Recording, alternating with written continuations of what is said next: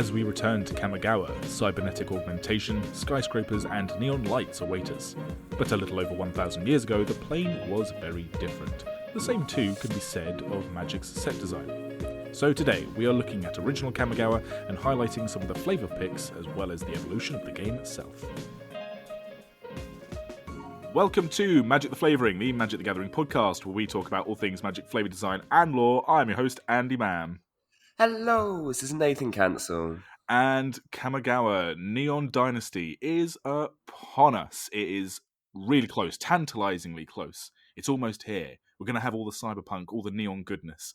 But first, I think we're going to follow suit with what a lot of other people have been doing, because this is a really good opportunity to do so. And we're going to go 1,200 years into the past and talk about OG Kamigawa.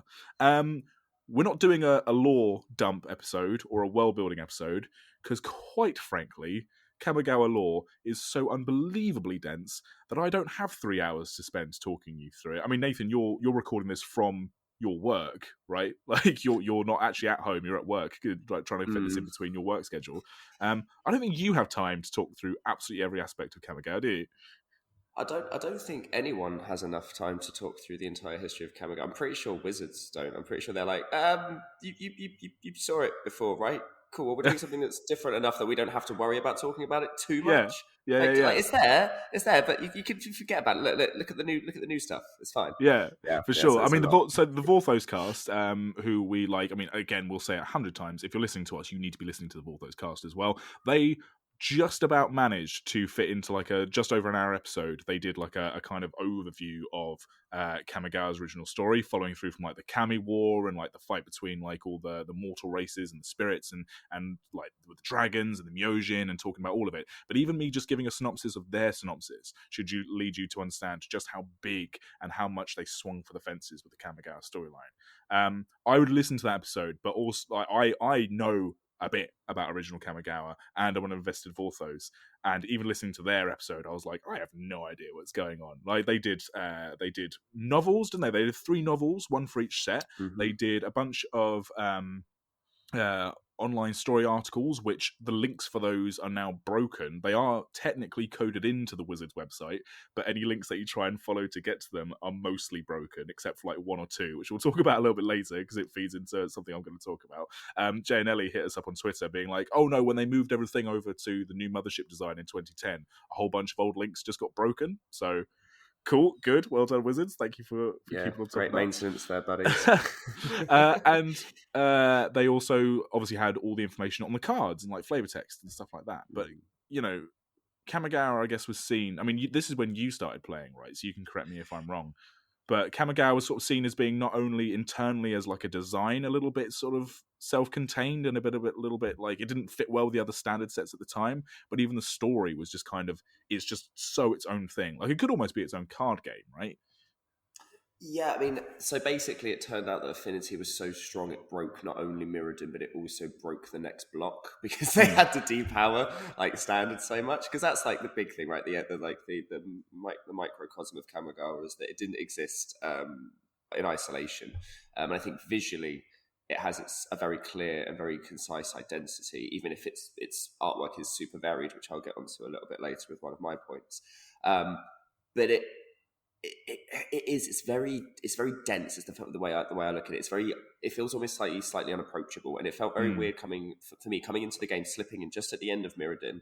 So like the first pack that I ever bought was I got a Darksteel Colossus in it, right, and that was how I got hooked into Magic. When I first like properly started collecting and started building up a little collection, was kind of going into Kamigawa, and back then I didn't really care about. I wasn't as invested, right? Obviously, like I wasn't a big Vorthos, I wasn't a big player, I wasn't playing standard, I wasn't even building a deck at that point. I was just collecting cards because they look cool. And Kamigawa had so much, and this is why I think I bought so much of it. It had so much going on. I mean, it was a block, right, as well. It's 3 sets, so it's a lot of cards. And within those, as you say, the story was really diverse and really dense. But the world building was really dense, and there was so much diversity across artworks and across card abilities and that kind of thing, that it fed my intellectual mind so much. Every card had so much going on it. You know, everything from like the fact that there were extra legendaries, like all of these different kind of like cool, weird, quirky abilities that didn't work in the grand scheme of things, because those abilities were one, depowered, and also kind of a little bit parasitic. A few things like soul shift or splice and that kind of thing, like they only worked within themselves, so they didn't necessarily cross. And this is one of the big things from sets, is that you don't just want the set to be inherently powerful like Eldraine is, right, and then kind of like skew things in that way. You need it to be able to feed into the set before and the set after it. And going from Mirrodin to Kamigawa, there was no cross whatsoever. I think the only cards that really you could even argue with things like Umasawashite, which is already an artifact, which is why it worked well. Well, I guess, it was quite an Mirrodin. equipment-heavy set, right? So I guess that sort of helped out. But yeah, the creatures were kind of left to their own devices. So as I say, we're not doing like a huge lore dump. Like a lot of the stuff that we'll talk today will obviously feed into the lore and flavour, because it's what we do on this podcast. But instead, we're going to do something which we haven't done before in this way. We're going to do a Flavour Picks episode. Straight up Flavour Picks. You've seen us do this for every set that's been released since we started recording, pretty much, from Eldraine. And we're going to do this for OG Kamigawa. So we're going to look at all 3 sets. So you got, Champions, Betrayers, and Saviors of Kamigawa. Is that how that went? Indeedies. Yeah. And we're going to do a set of flavour picks for the whole block as a giant thing. I think my flavour picks are going to be quite broad because I wanted to talk about like lots of different things in the set. EDH has kind of made Kamigawa like have a bit of a resurgence, I think, like as a format.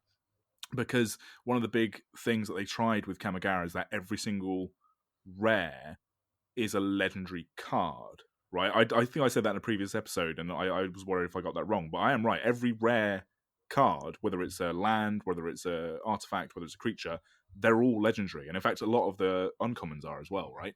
I believe so. Yeah, it's the first time we ever saw an uncommon legendary, as far as I'm also aware. Again, and we're just blindly throwing things out there. I'm pretty sure it's established, but yeah, the brothers Yamakaze, for example, were a good example of this. But yeah, I'm pretty sure that every rare was a legendary, because it was. Yeah, so obviously for EDH, legendary that's massive set. for us. Yeah, well, yeah, exactly. And I mean, obviously, not every legendary gets seen to be played in the format, but obviously, you throw enough legendaries at the wall, some of them are going to be like very playable and just recognizable, even just as cards. Because I know Planeswalkers are meant to be like the main face of the IP, but really legendary creatures, especially if you're playing Magic a lot, you start to have affinity for certain characters. And if they have a legendary creature card, like, or you just have like kind of maybe a favorite niche little card that kind of works out for you, then it's obviously going to happen. Cool. So we're going to do a big flavor picks episode.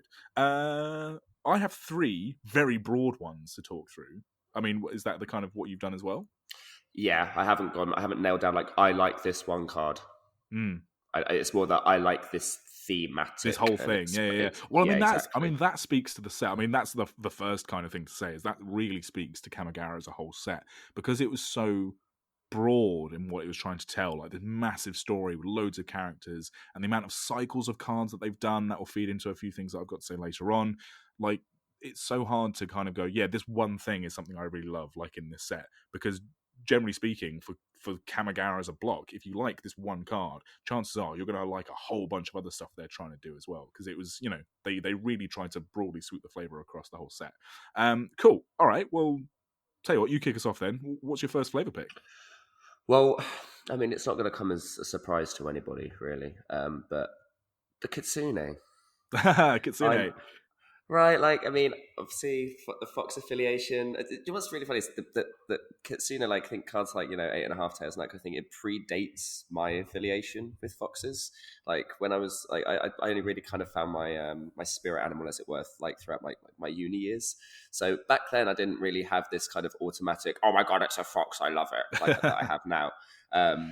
So, and also, what's quite interesting is that the Kitsune in original Kamigawa block are a little bit different to how we're going to see them in Neon Dynasty. We've seen kind of a little glimpse of kind of what all of the different tribes are going to look like. And obviously over 1,200 years, there have been some evolutionary developments, shall we say. Yeah, sure. And the Kitsune in general, I think they kind of had this kind of vision, right? This little look to them that was a little bit more alienating. I feel like what they've done is they've kind of conformed the Kitsune to look a little bit more cat-like. I think with Neon Dynasty is a fair thing to say. They look a little bit more catty. They do, yeah, from what we've seen so far.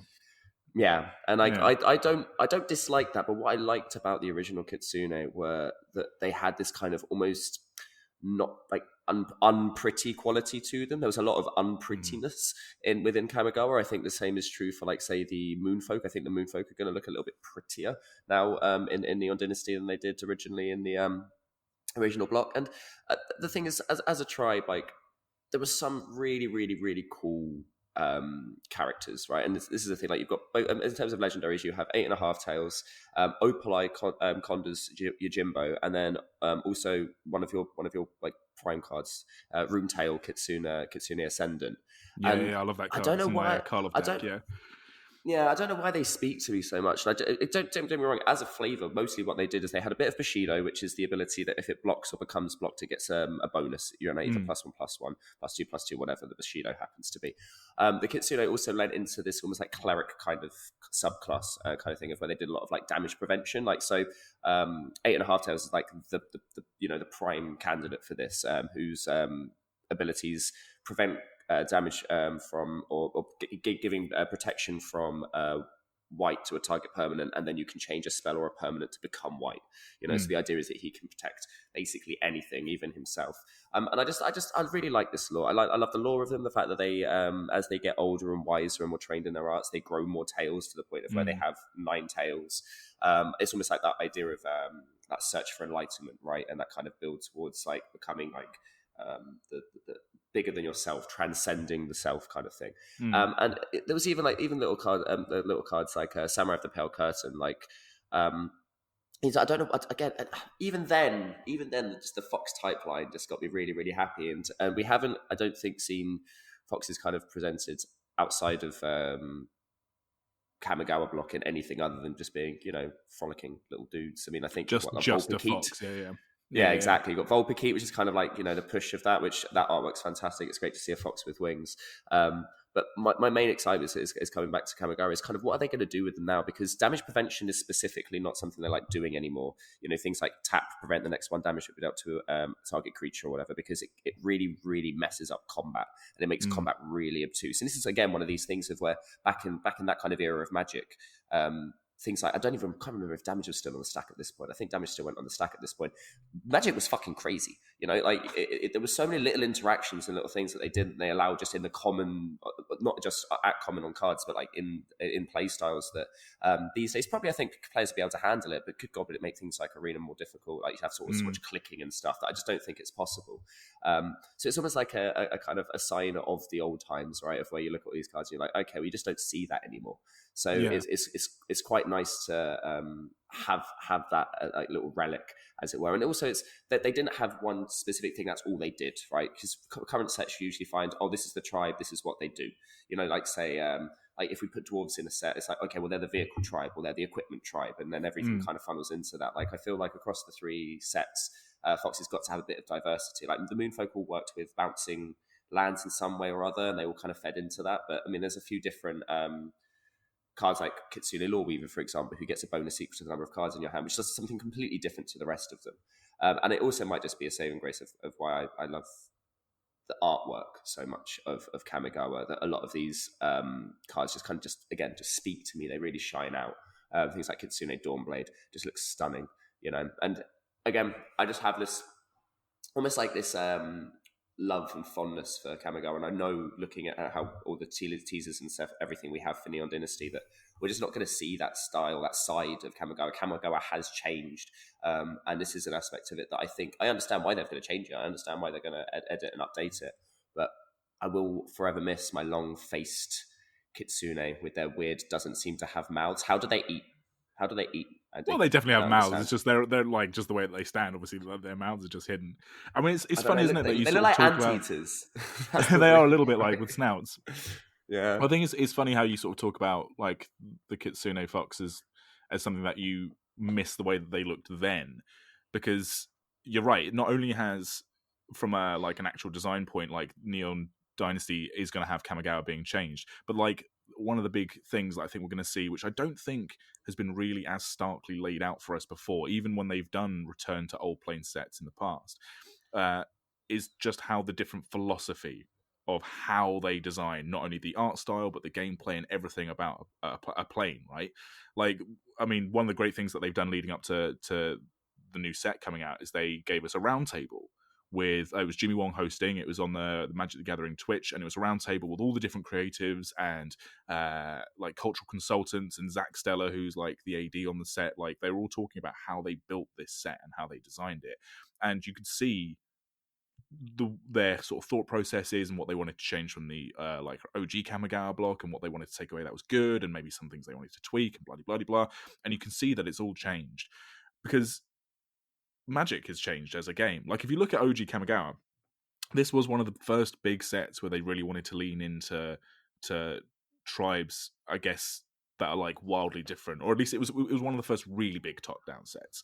But you can see that they're still keeping it relatively straight down the line because they follow just the 5 basic colors. You know, all the foxes are white, all the rat folk are black, all the moon folk are blue. You know, all the goblins are red, and all of the snake folk are green. You know, so it's just following the Wooburg, and indeed even the different areas of like Kamigawa, like, you know, Toobara, Monoma Academy, the Tekanuma swamp, the Sakansan Mountains, and the Jukai Forest are literally just plains, forest, mountain, island. You know, it's keeping it really nice and simple, whereas they might do things to harken to that in Neon Dynasty, but I think the game has changed so much that if they just did that, almost the gameplay would be too simplistic. You know, there wouldn't be that much going on. I mean, and this is also still in a set, I will give it credit, or in a block, where we did get like 5 color legendaries. Like they balanced that, keeping it straight down the middle with like the big pillars, but then they still threw in like, you know, Genjo of the Hidden Realms and, you know, Okagachi.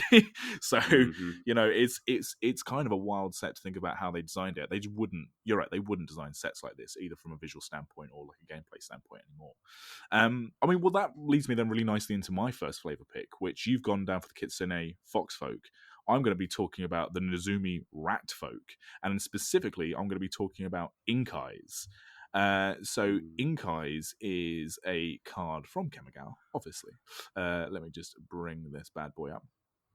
So Inkai's Servant of Oni is 4 black for a legendary creature, Rat Ninja. It has ninjutsu for 3 and a black. And whenever Inkai's Servant of Oni deals combat damage to a player, you may put target creature card from that player's graveyard onto the battlefield under your control. And it has a colorless and a black for Regenerate Inkais, and it's a 5/4. The reason I'm like focusing in on Inkai so much is because it's a really recognizable card in the modern game. Like out of a load of the legendaries we were talking about earlier, about how just, you know, so many legends that some of them are going to stick, especially in like an EDH format. Inkais is definitely one of those prominent cards that you see quite a bit in EDH. And in fact, in the very first Secret Lair drop, when they did Year of the Rat, Inkais was one of the cards that they redid for that set and kind of gave a new art style to. I mean, it's Wayne Reynolds art as well. Like, it's absolutely fine. Like, it was fine. It's absolutely amazing. But I think Inkais is a really good example of how not only did Inkais also get their own legendary creature article, like they were one of the prominent creatures of the set. Like the story of Inkais, if you didn't know, is that they were a rat folk who was ousted by their clan. So the Nezumi rats are all different ninja and bandit clans, and it was the Okiba gang, I think, which is on another rat card in Kamigawa that Inkais was part of.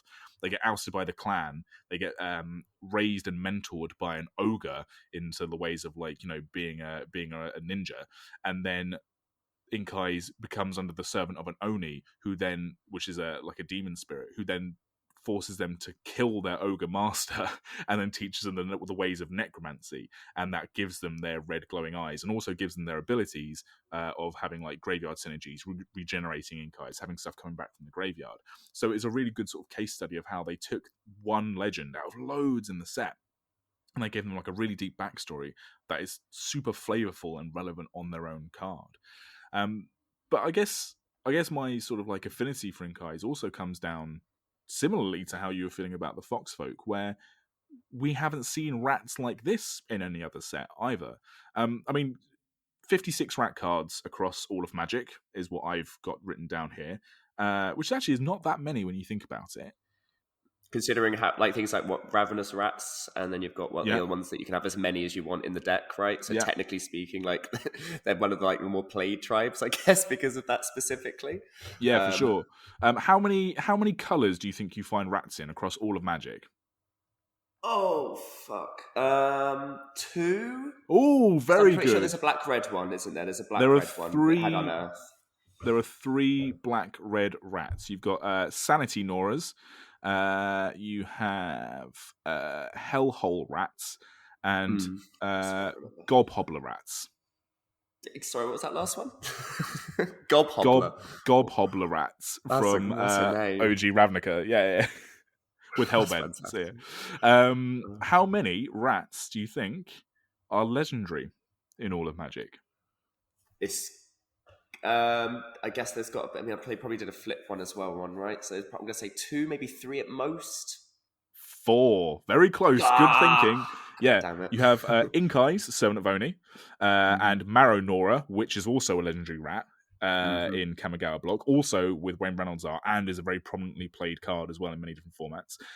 Then you have the uncommon flip card from Kamigawa block, which is Nezumi Grave Robber, which flips into Night Eyes the Desecrator. And then you have the rare flip card, which is Nezumi Shortfang, which flips into Stab Whisker the Odious Rat Shaman. So yeah, Stab Whisker. What names? Only 4 legendary rats, and they're all in Kamigawa block. So this is what I mean. Like out of all of the kind of fancy tropes which Magic shares with other IPs and other games, or just fantasy kind of like language in general, you see them tackle so many different anthropomorphic animals and like animal human hybrids and all these different kind of tropes that you see across all of fantasy, and yet for some reason rat folk is the one where they kind of went one and done, like, yep, Kamigawa, that's it, we'll just leave it there. And I don't know why. And also the really interesting about that is that they didn't necessarily, even with Nezumi, follow a very hard plague rat aesthetic, or say if you look at Warhammer and Age of Sigmar, for example, the Skaven, which are the rat folk race in that, are one of the big sort of prominent races in that whole game, and they're a very heavy sort of plague aesthetic. They're all about rot and famine and vermin, and they really play up to that. And whilst the Nezumi are definitely, as Kamigawa goes, probably the undesirable of the plane, they are the ones who live in the swamps, they are the ones that use bones and flesh to kind of garner themselves and dress themselves. They're not necessarily seen as being plague carriers. Do you know what I mean? It's more about their attitude as to how they are as a race. They're ninjas and bandits, and they're underhanded, and they use necromancy and all that kind of stuff. So it's interesting that even when they did follow the trope of we're going to have rat folk and they're going to be a little bit grotty, they didn't necessarily go whole hog. And I wonder, obviously that's because they were trying to draw on, I guess, not the Western plague rat aesthetic, I suppose, which you had where the bubonic plague spread across Europe and people blamed rats for it, even though that's slightly a misnomer. I guess that's not what they were drawing on. But yeah, we haven't seen them since. Why do you think that is? Where else could you put rat folk? Well, anywhere, right? This is the thing that's interesting is why. I mean, I get there must have been reasons for them specifically leaning into fox folk, rabbit folk. I mean, I know they're called moon folk, but they're not the rabbit. Yeah, it's interesting, that, isn't it? We'll talk about that later, maybe. Yeah, because it's just I find it interesting that all of the different tribes they went for. Because even when you said goblin earlier, I was like, "Well, the Aki aren't." Oh wait, no, they are. Yeah, of course they are. They're all goblins. But for me, the Aki are so different to every other version of goblin we've seen. It's just so strange that they decided to do this. I mean, this is one of the other reasons why Kamigawa failed a little bit, is because how they said they won't make non-humanoid planeswalkers because people don't relate to them as easily. It's almost like this was them taking non-humanoid. Animals and going, well, let's make them humanoid, and it's, if anything, I really like that because it's quite nice to see things. It's not just septic rats or sewer rats. It's no, they've got humanoid aspects to them. They've got like cultures and you know, like tendencies and emotions beyond just, oh god, there's a horrible, you know, as you said, like sinuous vermin, you know, that kind of thing, like down there. So I mean, I guess. Why not? I mean, why not in any other set? Why can't they? That's the question. Or why are they unwilling to when the main again, maybe it just didn't go over well. Maybe that's part of the feedback they had. They just didn't find, like, people found alienating players didn't really resonate with them. But it's a shame that they haven't tried this again, considering how many different varied places we've gone to. I guess we've seen, because things like cowfolk obviously are a thing. What's that? Cowfolk, minotaurs. Yeah, cowfolk sounds weird, right? But they are cowfolk. Bovine folk. Yeah, but that doesn't sound better. Or elephant folk. We've got cat folk. We've got cat folk. Why is it the cat folk got away with it? And dog folk got away with it, but we don't see other ones back again. I don't know. I feel like it was successful. I think we could have done this. You could have seen them maybe in even something like Tarkir. Like I could have imagined seeing them because obviously you had the what are they called? What are the doggy kind of folk from Inoc. Tarkir called? Inoc. Thank you. Because we've seen Inoc and then the Kenra, so we've seen like two different versions of like dog folk, and yes, okay, they both sit within their own cultures because like you have Anubis for Amonkhet and stuff. So maybe this was the only culture that felt that it deserved to have them expand, and now we've kind of gone back to just them being rats again. I don't know. It's a shame. Yeah, it's a shame because I really like that exploration. Yeah, for sure. We haven't yet seen. So, I mean, we're recording this 23rd of the 1st, 2022. I think it's the 27th that they're going to start releasing like properly like big sort of swathes of the set. We've only sort of seen spoilers for Neon Dynasty up until now. I have yet to see any Rat Folk artwork. I've not looked at any spoilers either. Have they released any? Yes, we have one because they did like a big art dump. I mean, throughout that roundtable, there was a lot of little art pieces that came up, and then someone. Oh, maybe I missed it. We've seen one thing. I'm not going to spoil it for you because you haven't seen it yet, but sure. We have seen them, and they're not vastly different. Okay, interesting. I was going to say one thing that they have changed, and like as much as I love the Wayne Reynolds artwork, it is something that is present in his artwork and in a couple of other of the Rat Folk, and indeed in so much of the Snake Folk artwork as well, is that there did seem to be an unfortunate propensity in OG Kamigawa for focusing on boobs for female characters, and boob windows in like their upper armor or their whatever clothes they're wearing and all this kind of stuff. And like I don't want to dive too deep into it. All I will say is that on that round table, they were discussing the fact that the Rat Folk, not the Rat Folk, the Snake Folk, the kind of green faction, have now. They did have legs, so they had forearms and legs in OG Kamigawa. That was like the style that they went for. And then in Neon Dynasty, they've gone back to having a tail, much more in line with the Tarkir and the Amonkhet sort of snake folk, the Naga, right? Which is like a design choice, and like I think you're a little less in favor of it, whereas I'm a little bit more in favor of it. Well, I read an article; they justified it. It's in Worlds, and it makes sense. Cool. Oh, there we go then. But another thing that they didn't explicitly say on that round table, but there was definitely like a really pregnant pause and like a from Zach Steller when they were talking about the redesign of the snakes. They were definitely like no boobs in Neon Dynasty. Like, there's nothing wrong with boobs, just don't have it so prominently in our game. Yeah. And I can see why. It's strange when you take animals that typically have different anatomy to humans and you go, just give them some furry tits, it'll be fine, the guys will love it. And it's like, we don't live in that world anymore, right? And I understand why they did it. Again, there's a lot of old fantasy art and there's very many magic artworks that are very non-PC these days that it just wouldn't fly. But I mean, fantasy artwork back in the day, I mean, it's a long-term gag, right, of where the guy paladin has all the chunky armor and then the girl has tiny little skimpy costumes, even though it gives the same armor class or if not higher, and it makes no sense whatsoever. Yeah, like that idea. Why the need is beyond. I mean, I understand the need. It was a sign of the times, right? Well, yeah, it was the art of the times, and I can imagine it came pretty much directly from the art direction, because not only, it's not just down to like one faction, it's across the whole of Kamigawa set, and indeed many sets surrounding it. Mirrodin wasn't great for it either. It's just interesting that, even from that standpoint, when we have the new set and the OG block, and like they're almost a decade apart in their design, not only from just a gameplay standpoint, from an art style standpoint, the literal like what is featured in the artwork, like how do you draw a Rat Folk now versus how do you draw a Rat Folk back then, has changed. And yeah, like, I mean, I still think the Rat Folk are definitely one of my flavor picks, and Inkai specifically, because the card is just such a flavor bomb. And Wayne Reynolds artwork, you just can't get around it. But yes, even within all that, it is interesting to see how tastes change. And I think personally for the better. But there we go. What's your next pick?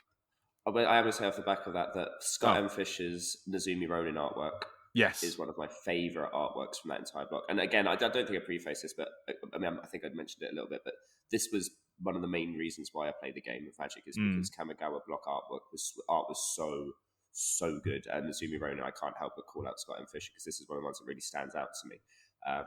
Kind of going off of the back of that back into my point, the next one I'm talking about is the lands.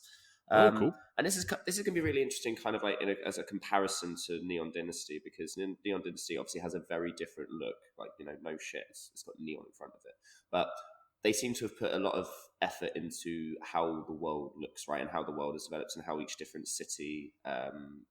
Where you've got 4 cities and then Jukai Forest, right, and then you've got Seiju in the center. They've done the similar thing to kind of what they always do, where they go, here's the main place in the middle, and then each color has its own little, region, area, kind of thing going on.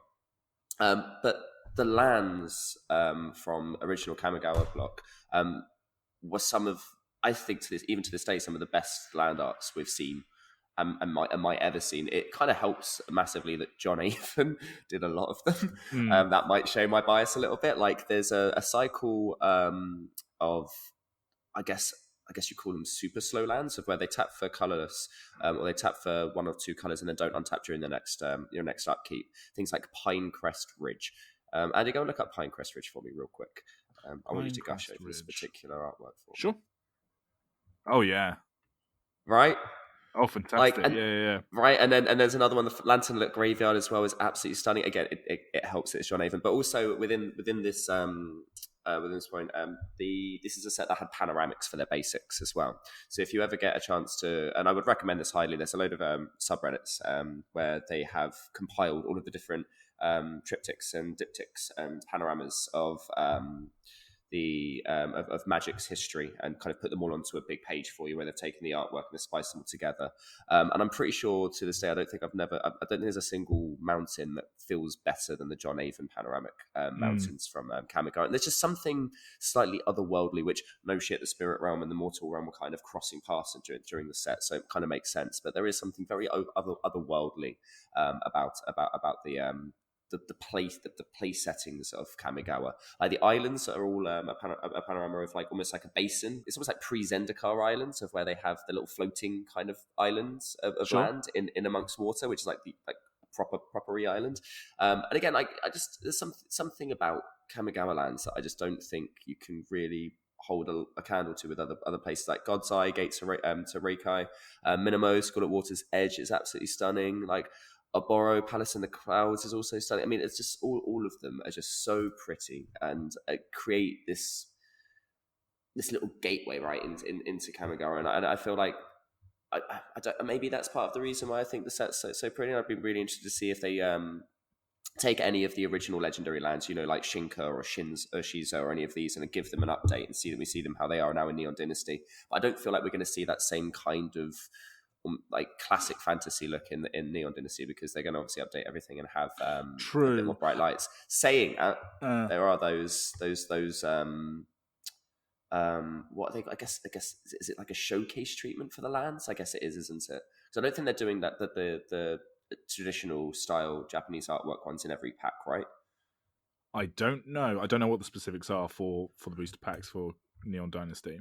Kind of hope they don't. I hope they do give a bit of both, because as much as I really, really like the traditional Japanese style artworks, I think they're fantastic, and I'm going to buy them for a lot of my decks. I wouldn't mind them trying to do like a little throwback to the original panoramas as well. I don't know if there's room in the set for them. I know that, I mean, a lot of those locations, I don't know if we're going to see them again, true enough, but I do know that Boseiju is definitely the kind of the central tree of the Kami is coming back, because what they've done in the lead up to Neon Dynasty coming out, and this is a huge narrative push from Wizards, which I love, is not only they did the round tables, you can see kind of behind the curtain how they're designing this set, and as a reassurance, I should say that they are treating the set with like a bit of reverence to its cultural implications and like what it's like leaning on, which was a really smart move from Wizards, and definitely reassured, at least as much as you can do in the current state of Wizards handling of a lot of like cultural appropriation or whatever. Like, it did enough that you can kind of go, okay, this might not be a complete clusterfuck. Alongside that roundtable, they also did they've been doing like mini story articles. Like, they're not even full story articles really, like you'd be used to, but they're like 500-600 word like catch-ups, like what happened to certain characters between OG Kamigawa and Neon Dynasty that helps bridge the gap between this ancient realm of like magic and spirits and this modern realm of seemingly like electricity and technology. And they've been doing individual characters and also more broad kind of like, this is just something that happened. And one of the stories surrounds Boseiju as the tree that gets built up around by all the different skyscrapers that start emerging in Kamigawa, and then it sees all this technology overtaking it, and then Boseiju suddenly spurts in growth, something it hasn't done for thousands of years. Exactly. Yeah, and It's says, so funny. nope, I am the tallest thing, I am the dominant force on the plane, you can be as technological Yeah. as you want, I am the tree that will dominate all. And like, I just love that. So we are definitely going to This is see a my Boseiju town. card. Yeah. Exactly. We're definitely going to see a Yeah. Boseiju card. Those are really good little stories as well. I'm really glad that they've Yeah, I put think those out there. we'll definitely come back to that. I think when we talk about the set when it drops, because it's some of the. I think we really like sagas anyway. I think it's been obvious, and they've done a really good way of handling, because it's not just a story for the plane, right? It's a story for the players that didn't know or didn't play back in the days. It's almost like an in-world, out-of-world, like meta kind of commentary. It's so nice. I love it. It's fantastic.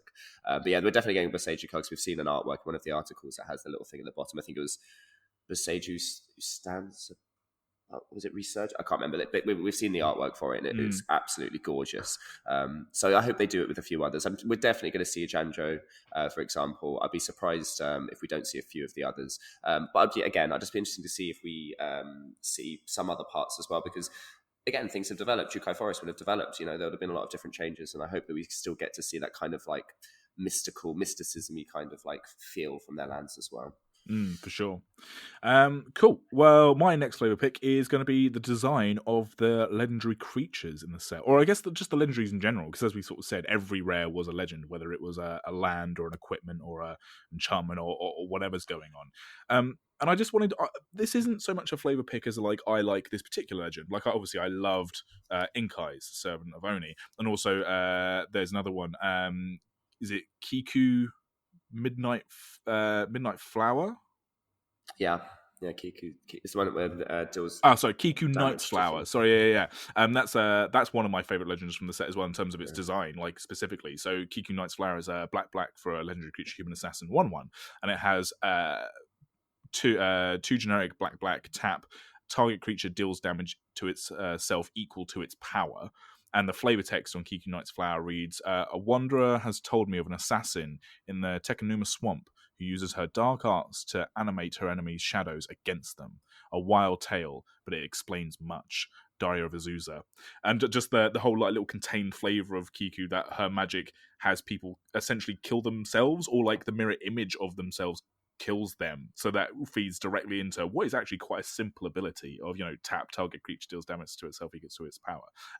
Sorry, mini gush there over Kiku Nightflower. My thing about the legends in Kamigawa block is, if you were to take a case study of the Kamigawa block legends and what I'm calling the Innistrad block, or the latest Innistrad block, which is Crimson Vow, Midnight Hunt. And if you just go on something like Scryfall or Gatherer or whatever else, anywhere where you can sort of see like broadly all the different legends like on one page, and just kind of flip back and forward between them. Again, this idea that magic has changed so much and the flavor is expressed in so many different ways is just so starkly like poignant and so starkly there. And this isn't me trying to say that like modern legend design is bad. I mean, in so many ways it's the best it's ever been. But there is just a certain aspect of it that, I don't know, it's just, it is presented differently in Kamigawa, and it's worth kind of noting. So if we come to Crimson Bound Midnight Hunt and we look at all the legendary cards, so I went on to Scryfall and I looked up for anything that was legendary, so not specifically creatures, but I think all the cards in, except for the Celestus and the Meat Hook Massacre, all of the cards that are legendary in Vow and Midnight Hunt are either planeswalkers or creatures, and some of the creatures flip into enchantments, whatever else. The designers they design legends now, and this is something we spoke about as like a huge positive in the game, is that because they're so willing to push cards design, or there are so many different mechanics in 2022 versus 2004, which is when around the time Kamigawa block came out, each legend feels so unique unto itself that it's able to tell the stories really efficiently, if it's good, or like in a way that you probably couldn't find on another card, even if it's using mechanics from the set. So, for example, I don't know, like Anya, Maid of Dishonor from Crimson Vow, is something that uses blood tokens, but it couldn't be anyone else except Anya. Arlen, the Pack's Hope, is all to do with wolf and werewolf mechanics, and it's daybound and nightbound, but that couldn't be any other planeswalker other than Arlen. And they're really sort of self-contained because they can push the design of these cards to really tell a narrative. And that's wonderful and great, but it does make each legendary feel, I don't know. If you look at them at the page, there's just something a little bit lost where, like, Torrens, for example, or Vadrik, Astral Mage, they're fine, but I don't really know anything about them to really care about their abilities. Does that make sense? Do you know what I mean? Like, Well, you need flavor text sometimes to get flavor, right? I mean, you sometimes can't you need just flavor text to have get flavor. Yes. yeah, you can't just rely on abilities in the type line to get all of the information. Again, like even a name sometimes gives you a lot, but it can't. It doesn't give you everything. Yeah, for sure. And like, Torrens is a good example where Torrens even got their own side story episode dedicated to them. So obviously you can look at the lore and stuff, and online fiction has never been as pushed now as it has been in the past. Like even in the height of web fiction, like where they did like weekly stories, you would often just have one narrative track that you'd follow. Like now they're doing sort of side stories and main stories. But it's the kind of thing, when everything's special, nothing is. That's the kind of old adage, right? And it's so unbelievably wonderful. And I wouldn't have it any other way that they push legendary creatures to the forefront and they really try and make each one of them fit well, both within a set and for things like EDH and Commander and stuff like that. But just looking at them just on a page, they don't necessarily look special, or no one of them jumps out to be like, wow, that's a really special card, or I absolutely want to know more about that creature, as much as when I've gone back to 2004 and 2005 and I look at the page or the pages on Scryfall for Kamigawa. So also just to give you an idea of just how many legends were in Kamigawa block, 43 cards have the subtype legendary in Crimson Vow and Midnight Hunt, and 147 cards across admittedly 3 different sets, as opposed to Innistrad 2. 147 cards have the legendary subtype in Kamigawa block, OG Kamigawa block, which is an insane amount of cards to have a legendary type on it. But what that allows for it to do as a set, from a flavor point of view, is it really fleshes out the world of Kamigawa on the cardboard, as opposed to having to find it in the books or having to find it in the web fiction, or even necessarily having to read every single bit of flavor text. Just visually, it fleshes out the world into this huge, expansive, incredible fantasy plane. And part of that's to do with the fact that they can do cycles of cards. You have the patron cycle, where they had a patron spirit in each of the colors. You have the Myosian cycle. You have 2 different cycles of flip cards that are all in different colors. You have the cycle of legendary lands, and just on it goes.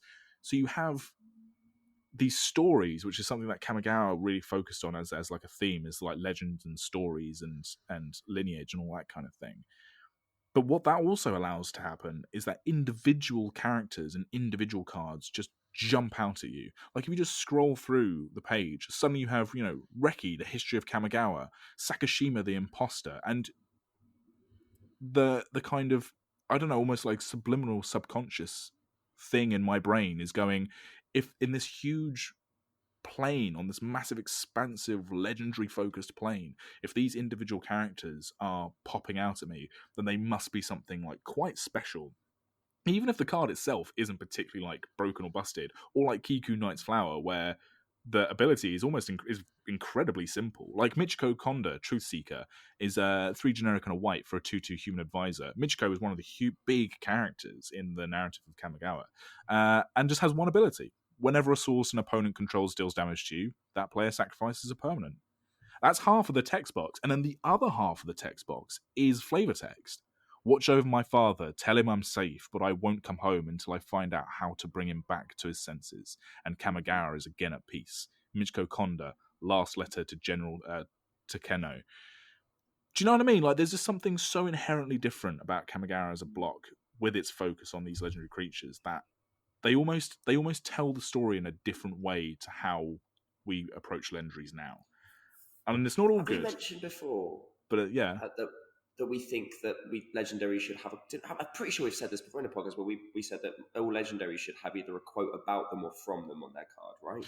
Yeah, I swear we've said this before. Sure. I mean, I'm about to jump. I was about to jump in to say that, you know, legendaries nowadays have way too much ability text on them. But having said that, if you look at the Myojin cycle directly from Kamigawa, the entire text box is abilities, and each one of them has 3 abilities.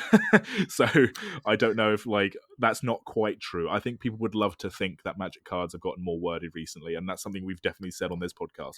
I don't know if that's 100% true.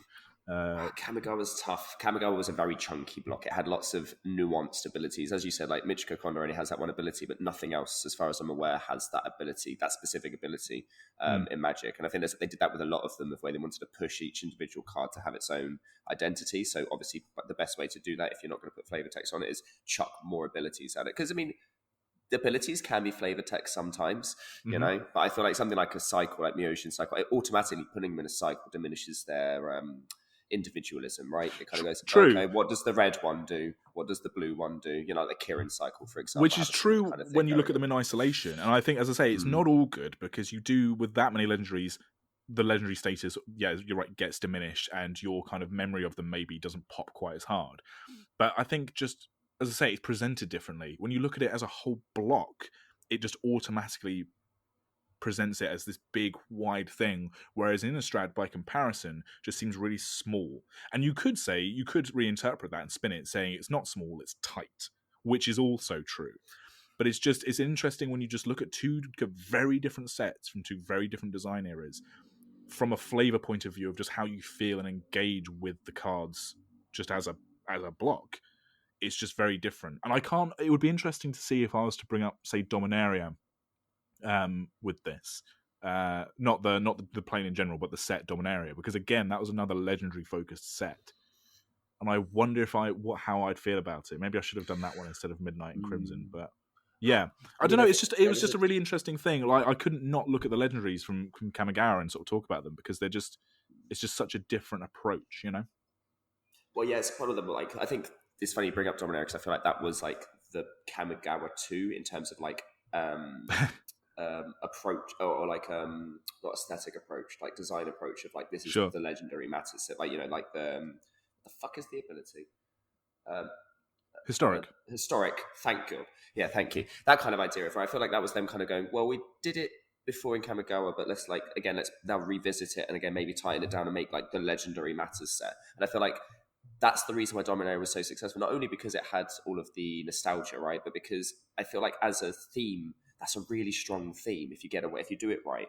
And the fact that this many years later, even though you didn't necessarily play with the set as it came out, that you can find so much affinity and so much to love, and it almost grabs you, right? It grabs your attention even this many years down the line. Shows that they did a good job with it, you know. And I feel like that's similar.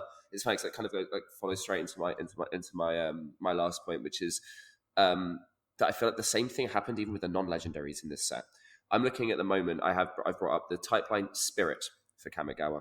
Now, I wouldn't advise doing that if you want a little short read, because it is, of course, 169 cards.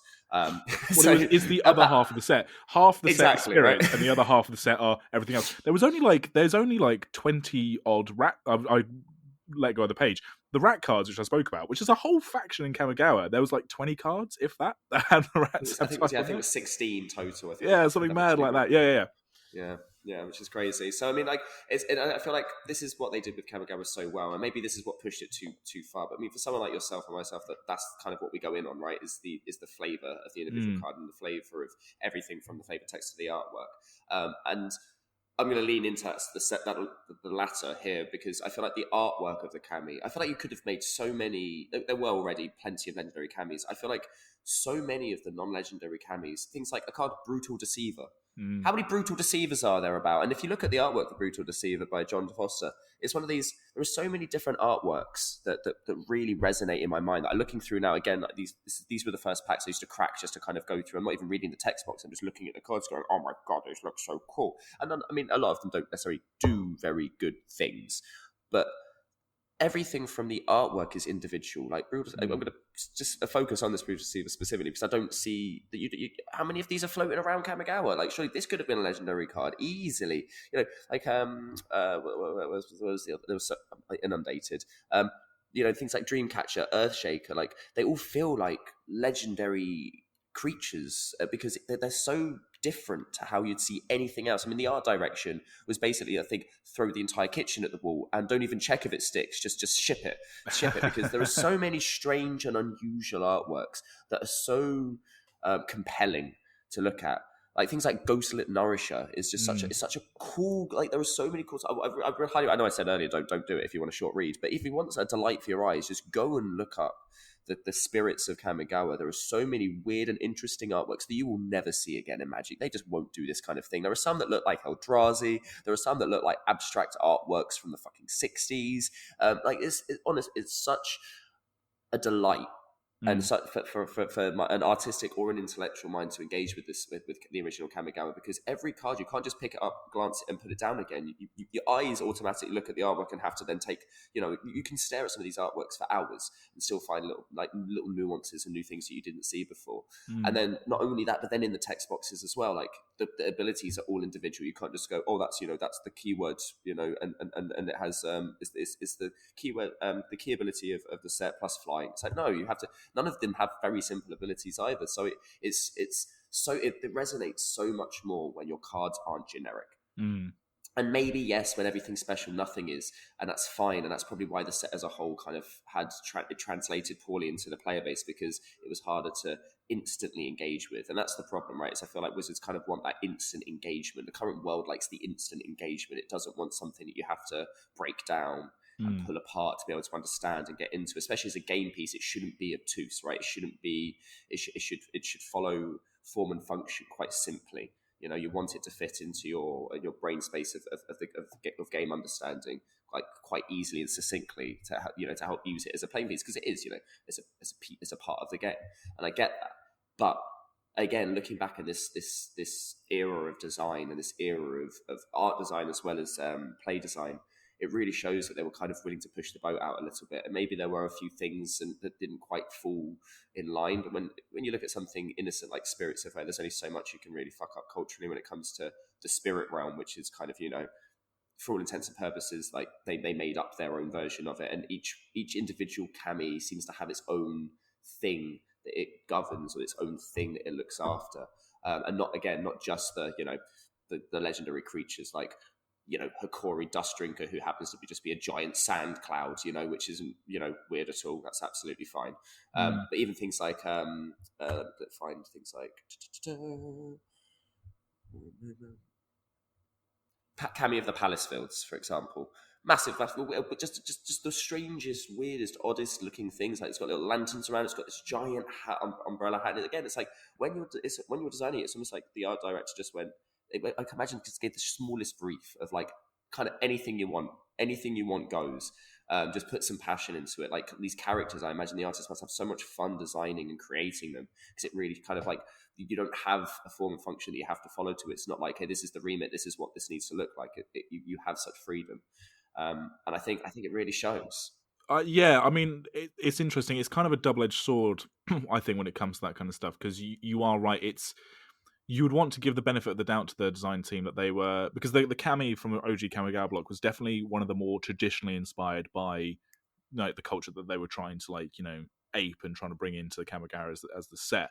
And that was something I think that maybe at the time, as you say, didn't fit with a lot of players, because it was maybe not the pop culture Japan that they were sort of consuming at the time through like a lot of anime or like westernized kind of ideals or whatever else. But I think, yeah, it's that balance. I wonder, because saying that, they could sort of do what they want also maybe is not the best approach if you're trying to represent something that is like the kami, and like especially like things like with Shinto religion in Japan is something that is a little bit more set in stone, and is a little bit more tangible to a lot of people than you might think. So I wonder how that balance was struck in OG Kamigawa. I don't know enough about like the design remits. I do know from like Neon Dynasty, for example, they are trying to hit that balance of going, we don't want to do just pop culture and just kind of throw away ideas of what, Japan is, or, what a lot of these kind of, iconography is. But also they don't just want to do, make it up. They want to have things like rooted in a bit more sort of grounded reality, I suppose, of like what these things actually don't actually look like. But I do completely agree with your point about the fact that Kamigawa as a set is visually challenging in a good way. Like, it engages you far more than a lot of other sets did around the time, especially in terms of, if you look at like the sets around it, like Mirrodin, beautiful set, wonderfully realized set, and really fits with the visual style of what's going on with it.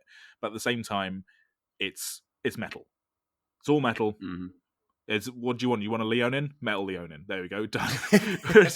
Which is fine. But it's, Kamigawa as a set, each individual card had to look almost unique unto itself, as well as like, being in this larger world with Kamigawa. So so definitely interesting for Kamigawa for sure.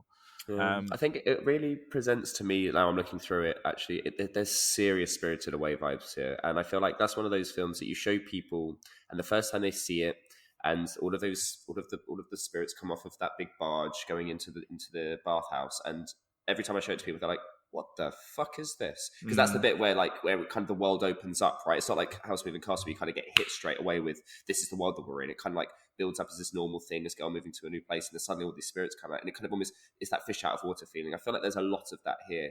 I can't remember what year Spirited Away came out, but it must have been around the same kind of time. So there is some serious, again, that vibe, those vibes of, right, it doesn't feel like a Western film. You can really tell that it's from a different culture.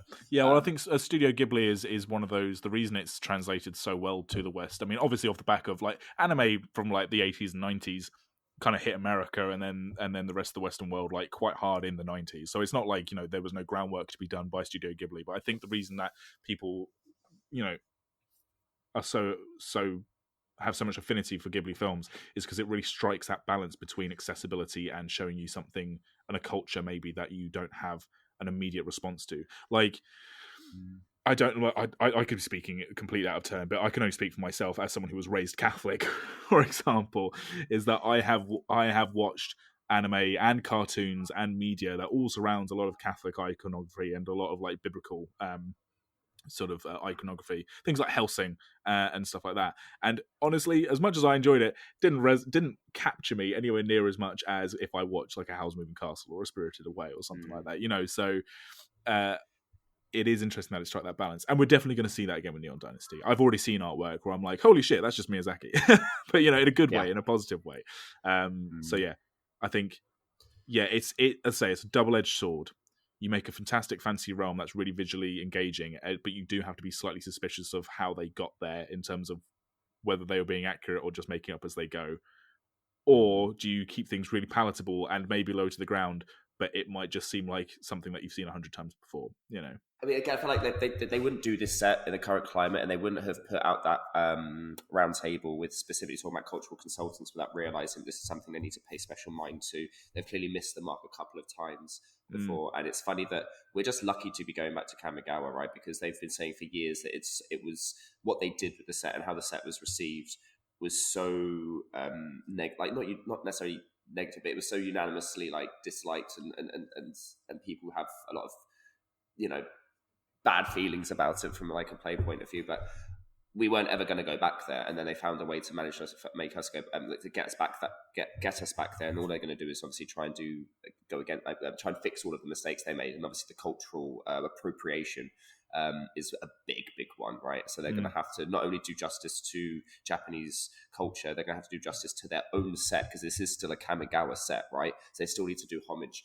and do right by the original set, even if the original set had its detractors. There were some people like myself who fucking loved the set. It was one of my favorite sets, and it's one of the sets, like, this is the set that got me into Magic, right? So just for a lot of people, yeah, I hope that I hope we see some parts of it. I don't need a lot. I don't need a lot of OG Kamigawa. Oh no, we will for sure. Like, a even little spattering, Yeah, even if it's just in like the world building and some just the characters that are going to come back. I mean, we've already seen like Hidetsugu, for example. That's a character that's directly coming back. Like, they are still around after like 1,500, or 1,200 years. So for sure. My last flavor pick is something a little bit similar to my legendary one. I definitely touched on it. and that again is looking at the set in like a broad sense, is their approach to flavor text. We've already spoken about flavor text quite a lot today about Kamigawa, but I think it's worth noting because if you do look at cards from around sort of 2004 era, and especially on a set again that is so focused on story and on legends, the flavor text in Kamigawa is dense and extensive, and so many of the cards, like per like for every sort of 5 cards, like 3 of them have flavor text, and it is incredible, and some of them take up half the text box. Like a card I'm directly looking at right now is Ukora the Prisoner, which is a legendary demon, and 2 lines of ability, and then 5 lines of flavor text in minuscule writing as well. They had to like really pack it in, and it's incredible, really, that you look at cards like nowadays. Like again, I'm just going to go back to my tab for Crimson Vow, Midnight Hunt. How many of legendaries have flavor text? Like maybe like 10, and they're all 2 A line or two. lines. Mm-hmm. Yeah, which again, I mean, don't get me wrong, I'm not having a go at the writing team. The writing team nowadays is incredible, and they're really pushing for more cards to have flavor text. And the writing is very tight as well. Like, it's just a different style, right? There's not saying that the flavor today is bad and the flavor of 2004 was better. In a lot of ways, it was the complete opposite. But it's just a different sort of style. So if you have, for example, a lot of them are quotes as well, of like nowadays, like it's quoting the character that's on the card a lot of the time. But if you look at Jacob Hauken Inspector from Crimson Vow, his flavor of text reads, "Our world may be dark, but there's still plenty to see." Beautiful flavor text. Nothing wrong with that. Absolutely amazing. Like really solid flavor text. But then you flip over to, for example, Yumiji, who bars the way, which is a legendary creature spirit from Kamigawa. "As I died, I rejoiced. I would see my family again, but then I woke up back on the battlefield, back in Kamigawa, back in hell. Kenzo the hard-hearted." Like it's just a different world, isn't it? Right? It's just a Holy different shit! world of That writing. hits you in all the places. Yeah. Yeah, and it's a different attitude and it's a different visual style, right? But again, you can't throw the baby out with the bathwater. You can't just be like, "Now Kamigawa was a shit set," and then you lose all this amazing flavor text. Yeah, that's the thing. Like Wandering Ones is my text of the set, and it's a 1/1 with no abilities, right? And this is the other thing, is that they just don't make vanilla creatures as much anymore. Like cards have abilities, and the abilities. I mean, look at the Dean cycle, right? For example, like there ain't no space for flavor text on these cards. You know, Yeah, it's a for mouthful sure. and a half. Like you've got to try and say the entire text box without taking a breath is almost impossible. But something like Wandering Ones, you have all of the space. I saw them once when I was a child. They led me to my parents' arms when I was lost. Why have they abandoned me now? Why won't they take me home again? Unnamed beggar. Mm. Like, oh god, oh god! You look at the artwork and you're like, it just tells such a story. I mean, I know obviously it's much easier to do when you haven't got any space or you don't have any text or ability words to deal with. But realistically, Kamigawa was not the kind of set that did very many vanilla creatures. And I'm glad that they managed to go, well, if we're going to do a vanilla creature, let's give it a damn good bloody story. You know, let's Yeah, make for it sure. worth it. Whereas I'm pretty sure we've had vanilla creatures before that have like 3/4 of the text box is empty. And I'm like, but that's where you put the words, wizards. That's where you put the words thing. It's a vanilla Yeah, creature. If you don't put your story on cards like that, like we said about like flavor text on basic lands, of like it's free real estate, right? I know we don't necessarily want all lands to have flavor text on them, but the fact that they put it on it, it almost was like, well, how did it take you so long to realize you could do this? You yeah, know, for sure. it's yeah, take advantage of the space you put on your cards to tell your stories. I mean, again, you said that stories are the story is better now, like the way it's communicated is better, but as you said, there is such a different quality these days. It's almost like they wanted to have fun and explore the world with the Kamigawa. Sometimes flavor text these days, it kind of feels like they kind of put it on because it has to go on. So then because it feels a bit more, it just feels different. It just hits different. Nowadays, you definitely get the sense that the writing teams for the flavor text specifically are being told, like, if you can't fit it in 3 lines max, then we have to chop it down, like, because we won't have space on any of these cards. And I don't get me wrong, I 100% think that was probably the case back in, all the way back in alpha beta or anything like that. If they say, look, this card is going to have a lot of writing on it, we want to do flavor text, but you're going to have to keep it to like 20 words max. So don't get me wrong, that's just basic designing of, like, how a card looks. That's just basic photocopying. But I definitely think that the space that a lot of writers have nowadays, they have to keep the lines snippy and like witty and tight because they don't have enough room to be that flowery. I mean, to go to your point about like vanilla creatures, one of the most famous vanilla legendaries of all time is Isumaru, Hound of Konda, which is from Champions of Kamigawa, which is a legendary creature hound, or dog, I suppose it would be now. 2/2. I still don't like it. Dog type, like I don't either. That'll be another big thing we'll talk about when Neon Dynasty drops, I'm sure. Isumaru's flavor text, and the whole box is flavor text. The hound sniffed the air and let slip a low growl. General Takeno looked down at the faithful Isumaru and calmed him with a touch. Alert the men, the Kami are coming. Whoa! They gave flavor text and almost a quote because it's about Isumaru growling and what that means. So it's like an interpreted quote to Isumaru, a literal dog. It's like, I don't know, man. It's like, fantastic. I know, it's really good. It's so good. I mean, that's just a flavor. I mean, I can't pick one, like, but it's just, I think for something that is such a huge part of the game. And I remember when we spoke to Anthony Testator about his work on Amonkhet and about just generally writing for Magic the Gathering, it's something that even we, as a Forthos podcast, don't talk enough about, and we talk about it a fair bit. It's a whole section of the card. It has its own designated, like, the flavor text on a card. Like, it's a whole thing, and I just don't think, it gets appreciated how much we've lost in a way of space for flavor text versus how much we used to have, and how much that communicated the story. Spikes don't have time for that shit anymore, do they? They don't care about that. Cut it out. Put more abilities on it. What you doing, wasting my card space? Put it in a story article. Why is it on my card, Andy? Yeah. I mean, what I will say, that's not my opinion. I mean, I'm being really unfair, I suppose, actually, because they have done things recently, like in Adventures in the Forgotten Realms, they put flavor text on lands, on basic lands. So maybe I'm being a little bit disingenuous, and I'm just trying to look at Kamigawa with a bit of rose-tinted glasses.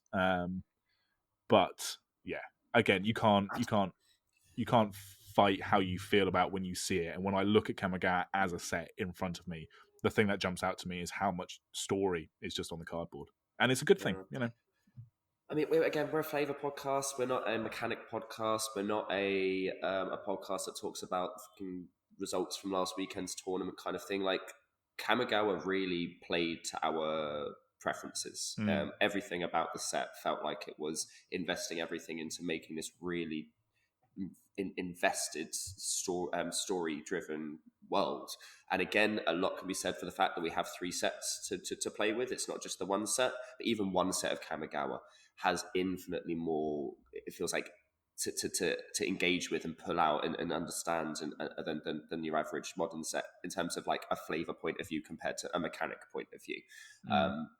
So yeah, no, I completely agree. And I think it's good to have a little look back because there were so many things to, in retrospect, sing praises to, especially now that we know we're getting another Kamigawa set. It's not just, lamenting of the times that we had and we're never going back there. Now you're like, okay, no, we're going back. We can see how they've planned on fixing the problems of the blocks. And now we can kind of look at the things that worked and the things that we liked. And again, it's not going anywhere. The set's still there. It's not like they've, burnt every copy of all of the cards. And as you say, with Commander being such a prominent format and every creature or every creature in the set being a legendary kind of gives you so much more opportunity to invest into the set as well. So I feel like the modern era is more kind to Kamigawa than it was in 2004. Yes, and it's quite in nice many to ways, see. Yeah, for sure. Well, cool. I think we'll wrap it up there because we're getting on in time. Listeners, if you enjoyed us talking about OG Kamigawa, obviously we did it in the context of because we're leading into Neon Dynasty or Dynasty. I haven't settled on how I say it yet. You're a dynasty? Dynasty? I'm a dynasty, but I prefer the sound of dynasty. Neon Dynasty sounds better. It sounds better. Yeah. But I think we see that doesn't have a nice mouthfeel. So stop saying mouthfeel. Stop smacking your lips. Stop it. We're recording this. Very rare that we record with video as well. Obviously this will just be an audio podcast for you guys, but for us, we're on each other's video, and so Nathan's just got me going ow down the camera. Yeah. If you, sorry, I'll get back to my closing points. If you liked us talking about an older set and doing flavor picks for a set that is way gone in the past, and kind of looking back at it in retrospective, then let us know, because we have many years of magic to pull from, and that could be many future episodes, then do let us know. Hit us up on Twitter at mtflavouring, or email us at mtflavouring@gmail.com with your thoughts and feelings about Kamigawa. As I say, it's one of those sets which I think has a lot of love-hate and hate-love, and there's so many different opinions about it, both about how it was presented and just how it plays as a set as well as a game. Because remember, guys, this is a game. Magic is also just a game. I know we often forget that sometimes on this podcast. Then let us know your thoughts and feelings. Nathan, do you have anything left to say? Where can they find you, Nathan? I'm at the Fox in the Moon. At the Fox in the Moon. Yeah, there we go. Yeah, there's your love for foxes. Which is a combination of the fact that I really like the Soratami and I like the Kitsune, so that's why I combined the two. Now you know where that comes from.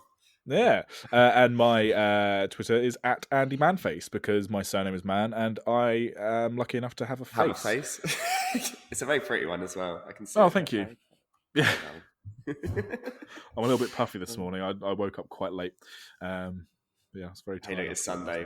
Waking up is achievement enough. Well, you're already at work because you've been dealing with a bunch of crises at your work. We're not talking about work today. We're talking about Kamigawa.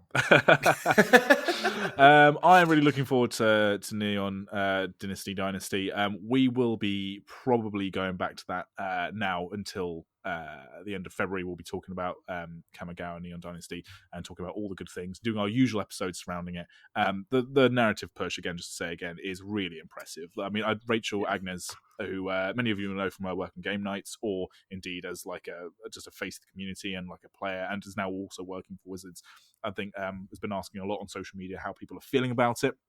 So if you want to let Wizards know that you like what they're doing with the different style of narrative push for Kamigawa, or if you dislike it, then do let them know. Because it's the only way that things are either going to change or stay the same, is for you to give constructive feedback, whether that's positive or negative. I absolutely let them know that I loved what they're doing. Presenting the story first and then doing the cards, I think is going to be good. I think it's going to be very good. 30 years to get here. But yeah, front load the story, absolutely. Give us the story and then show us it. Don't show us the story and then tell us it. We've already seen it. Who's that? Oh, that character is being resurrected.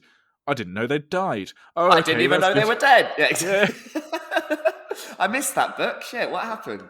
Yeah. Exactly. So yeah. So if anything, we might end up doing story first, right? In that fashion, we'll probably do story before we get into card. I don't know. Yeah, I think so. Again, I think the 27th is when they're releasing set details. But I also heard that was a date that they were doing stories. So maybe they're doing all the stories in between 3. I think it was 2 to 3 days. They're doing all of the story in the space in a little chunk of 2 to 3 days, not including all of these little saga bits that have been doing. There's also going to be like a big story dump. And I think that what that means to me is that the story's really significant and something really significant happens within it, which is why they want to go, oh, here's the story first. We're not going to spoil you it because some big shit's going to happen. You know, there's lots of who was the emperor? Where have they gone? And if you put that all on the cards, and before you answer that question, it kind of fucks the whole question up, right?